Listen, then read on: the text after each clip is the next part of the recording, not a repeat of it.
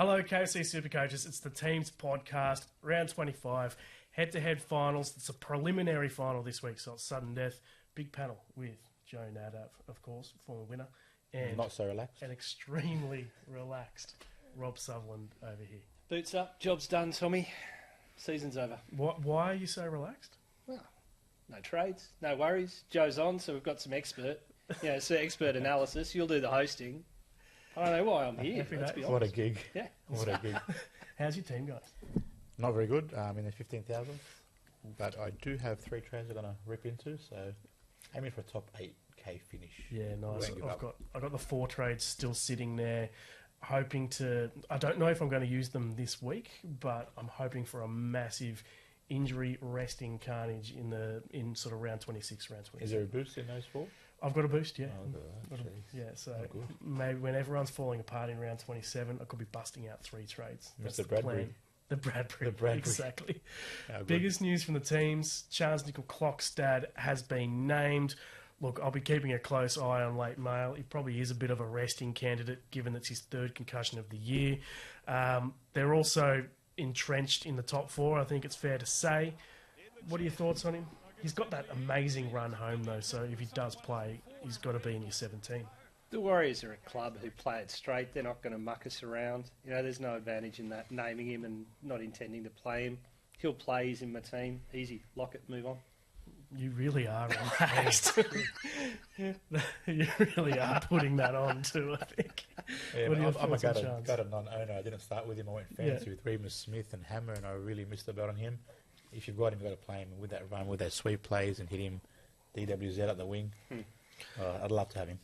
Also at the Warriors, Sean Johnson didn't take some kicks at goal over the weekend, and he's got a minor quad injury, but he has been named. He's there. I know you're not worried about him not playing at all. He's just going to be locked in.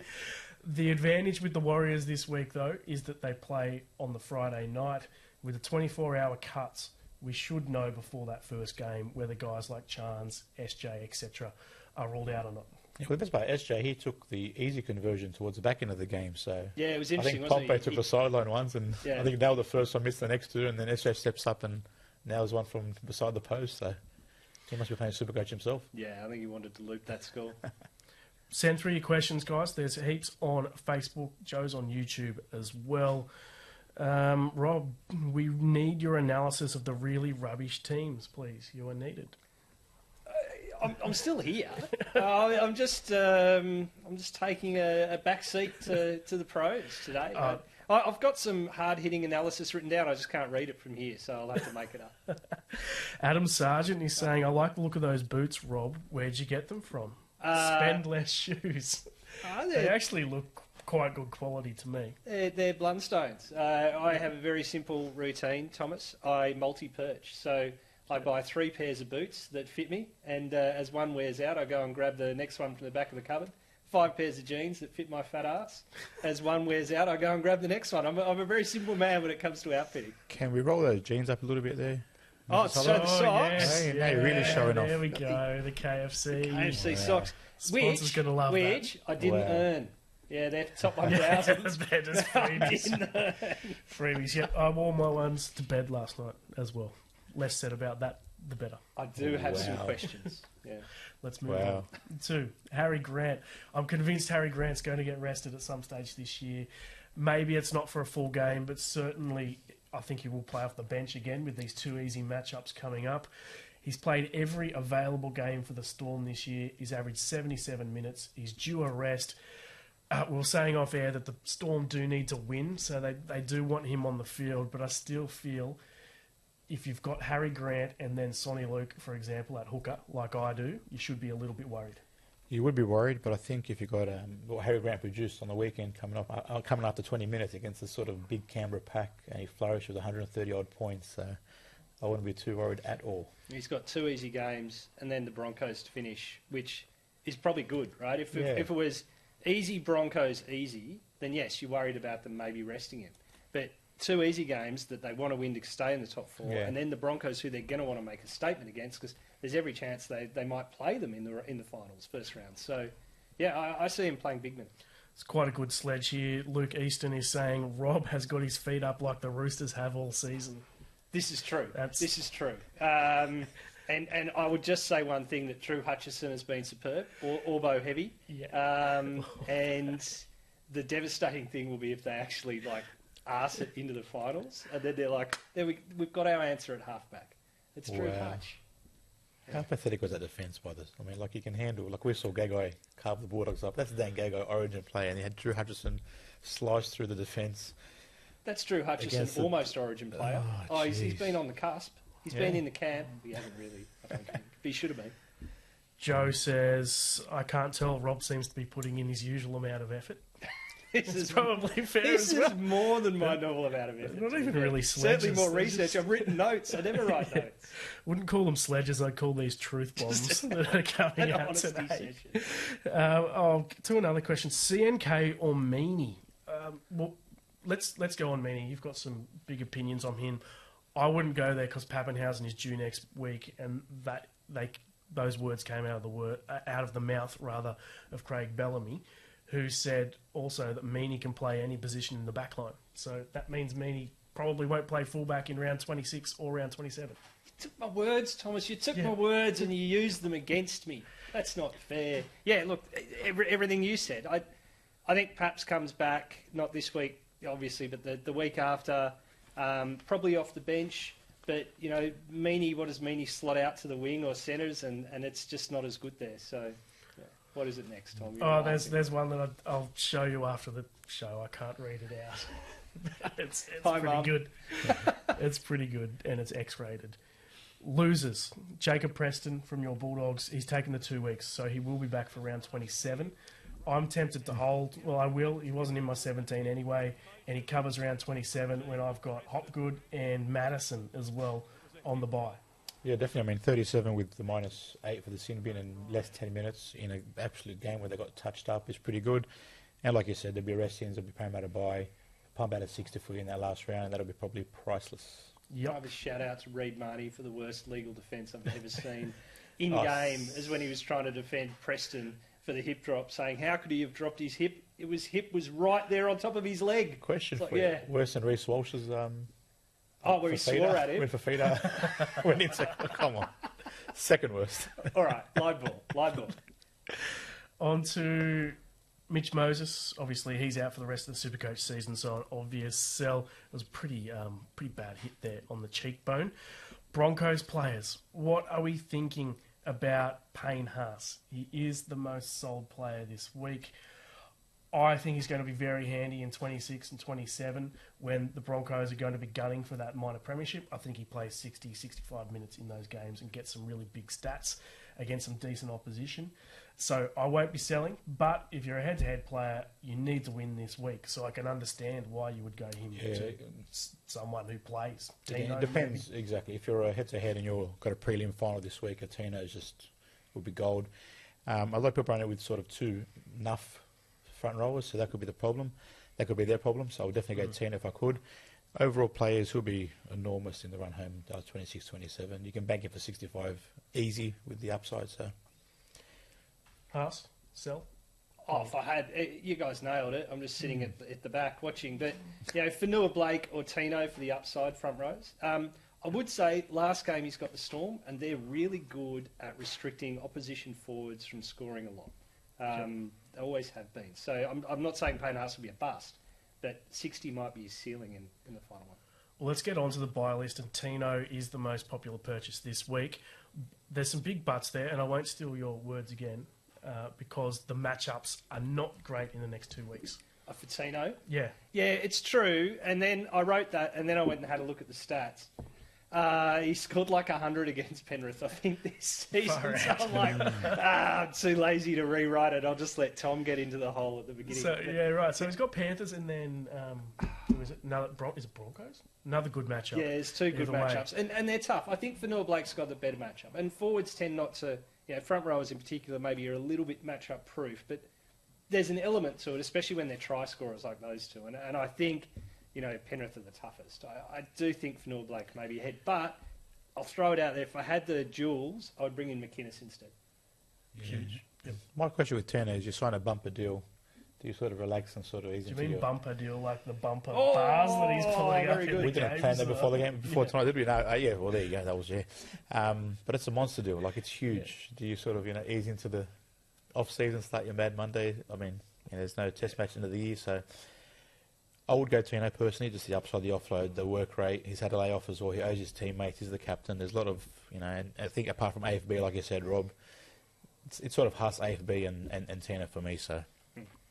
Let's elaborate on Fanua Blake because he's got that big attacking upside that the other guys in that position don't have. He's relatively well priced for a guy who's going so well. Here he is marching through against the Tigers. I lean towards him over Tino. Yeah, I do. I would say his minutes were inflated because Egan got knocked out.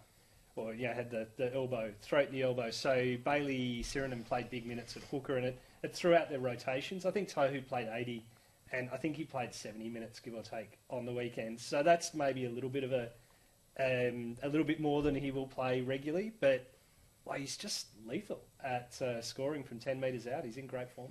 Yep, Luke Easton saying on Facebook, AFB is probably the best front rower in the world right now, and look. It's pretty hard to argue, to be honest. It's an arguable fair debate, yeah. As well. Yeah. Moving on to Cameron Munster. I really like him this week. If you don't own him, I'll be getting on. 2 really easy matchups. Here he is, just being Cameron Munster and skipping through against some pretty poor defence.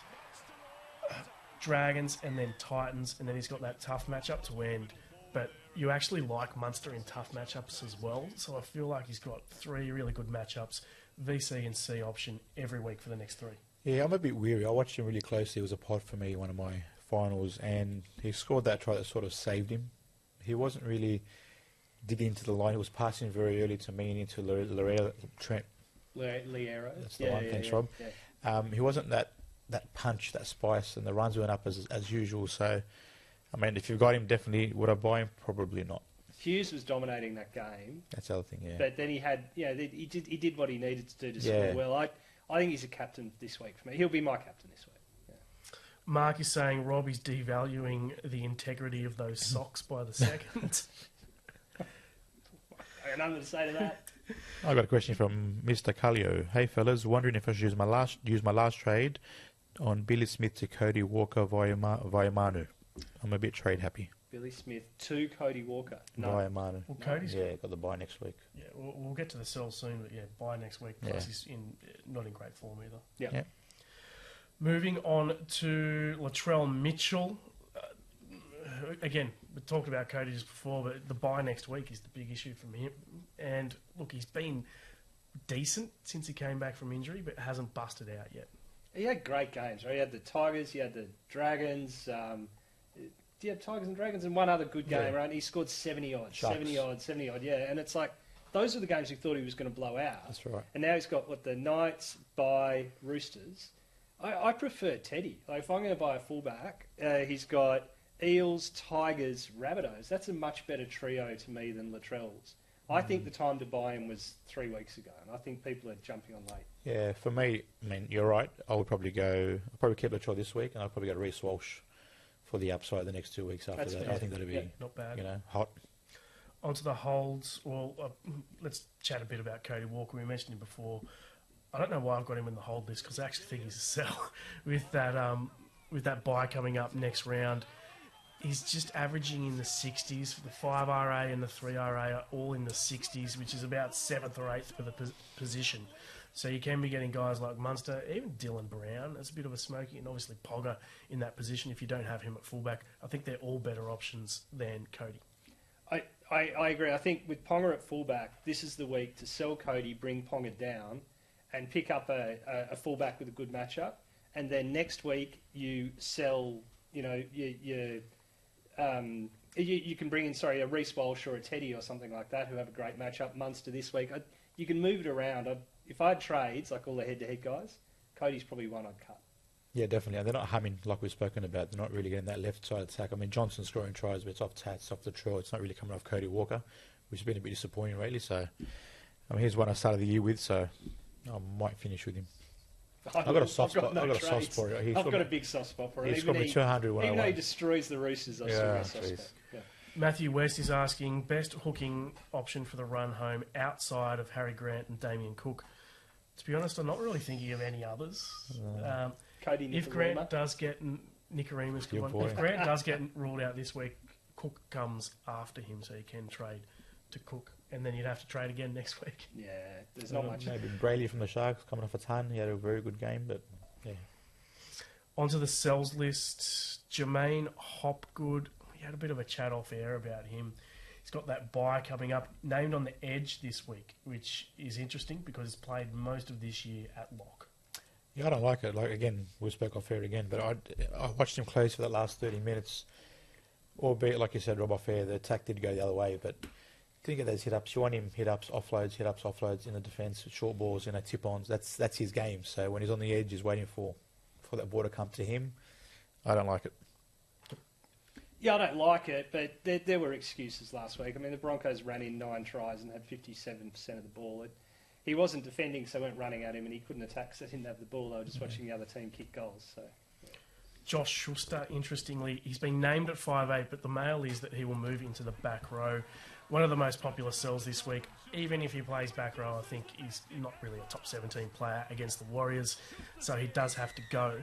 He is a big watch for next season, though. This will be an interesting match to see whether he will be a top purchase for round 1 next year when he is playing in the back row. Not a hope.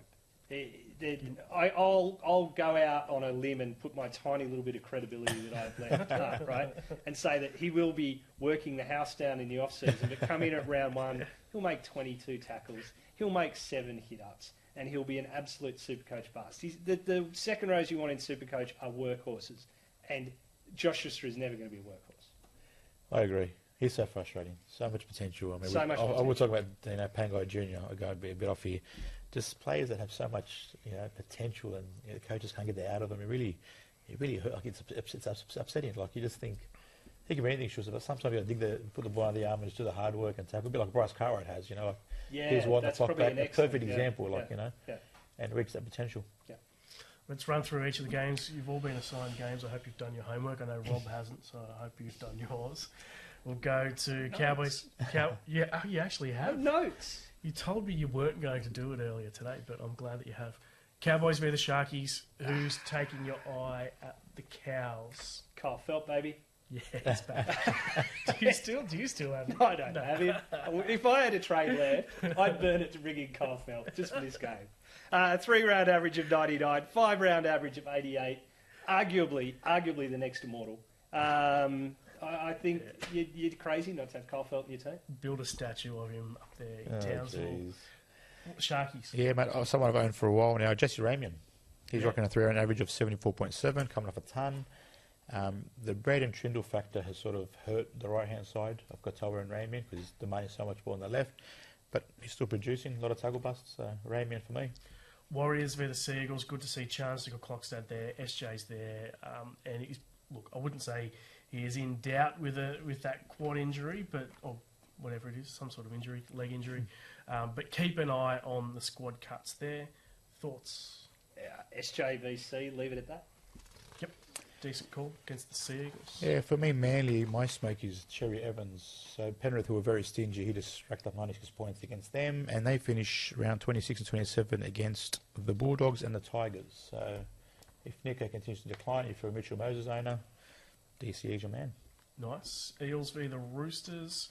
Obviously, no Mitch Moses in that team, so Deja and Arcee comes into the halves. Dylan Brown playing halfback. Thoughts? Clinton Gutherson.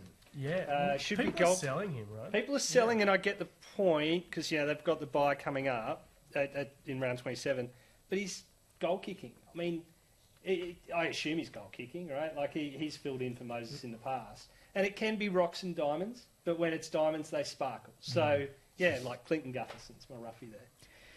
Mine's rugby-bound Joseph Sualihi. Again, coming off 84 and 75, 19 hit-ups on the weekend, kicking goals, outside Joey Manu. My only probably down on that is that Luke Keary being the dominant half, most things go left, but you've probably watched him closely recently. The hit-ups are there. He's 100% better player on the wing. Yeah. 100% better on the wing. Yeah. Tigers v the Dolphins is up next. Who's taking your eye at the Tigers? Sell John Bateman. Through to the keeper. Just sell everyone. Johnny Bateman's the only one I'm watching just for this. Yeah, and switch. The little arms. And fix the jersey. You just can't stop it. It's Fix like the all jersey. game. Like he was packing a scrum. He must have done it 9 times before he packed the scrum. He's going to shake his arm off at some point. I love it. He's the Steve Smith. Yeah, he's so quirky. The Finns are absolutely shredded this week, Decimated, by the aren't way. they? It's a whole bunch of reserve graders are in there. They've lost 5 players in 1 week. Crazy. Yeah, for me, it's just the reliable Jermaine Azaka. So on the edge there, he's got 8 scores over 80 in a team that's probably not known for attacking stats and big scores, but he's been ultra consistent.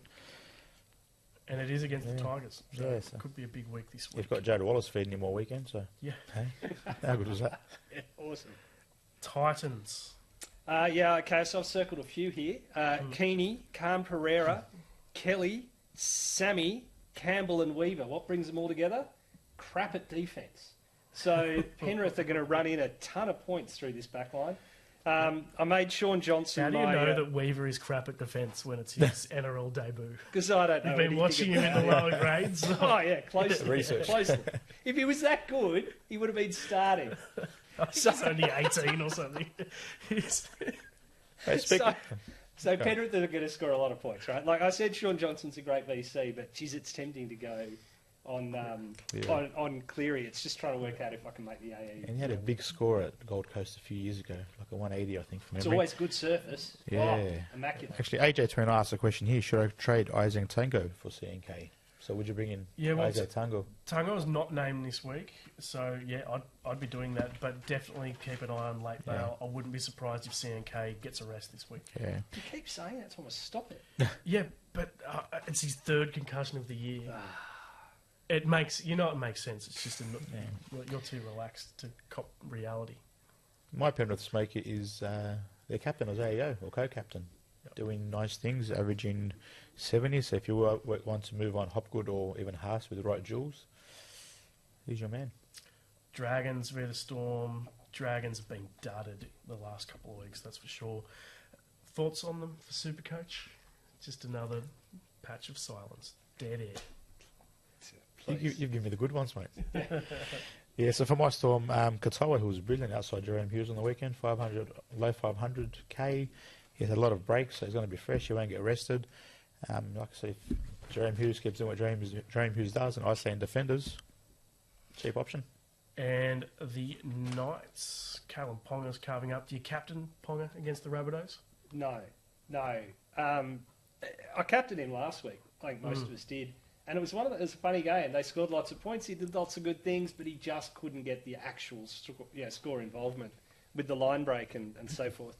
My biggest watch, I suppose, is Hastings. I think Hastings has been really important to that team. And if he does get up, then Ponga would be a better captaincy option. But if he doesn't get up, I don't think he's as good. Yeah, he's that link on the left-hand side, isn't he? Yeah. For me, Souths with the bye, I think not in form. I'm looking to the future. He's actually my favourite player in the comp at the moment, and he's my Cameron Murray 2.0, Mr. Tellers Duncan. Yeah, I love the look of him. I just think he's a real footballer for his size. He's busting lines. He's just busy. I'm a massive, massive fan. So one for the future. Final game of the round, Raiders v the Dogs. The Raiders. Who are you thinking? Jordan Rapiner. I want to see who he knees in the head. Go on, Jordan. Surprise me. And finally, the Doggies.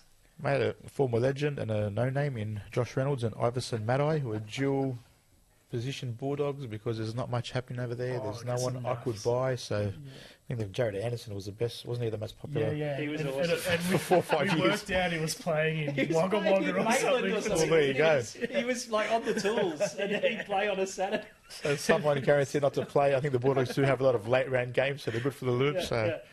My poor Bulldogs, tragic. Couple of questions till the end of the show, rather. Bradman Best as a pod. What are your thoughts, fellas? Always tough coming back off injury. I prefer injury, Dane Gagai. Yeah, same. Thoughts on Cameron Murray to Cameron McInnes? I'll put this to you because you're keen on McInnes. I think McInnes hasn't gone like under 70 since he stood in at lock, and he's gone over 100 twice. I'm pretty sure. When's Finucane back? Yeah, well, he's not. He's done for the season. So right, I think okay. McInnes is a great get. Yeah. I've got a sledge here. Oh, good. Rob, Jennifer Granger. Has Rob got his feet up because his season is over? Well, yeah, I mean, that's what it's point. Yeah, it's like the Renaissance paintings where you've got like an arrow pointing to the right and there's a goose and it's a symbol of something. This is a dead set symbol. Yes. You've held the pose all show as well. Yeah, I'm starting to go dead in the legs. Once the camera goes off, you're a killer. Well, Rob's going dead in the legs and he started talking about Renaissance paintings. So I think it's time to end the podcast. We'll catch you for the Game Day podcast, 11 a.m. Thursday. See you then.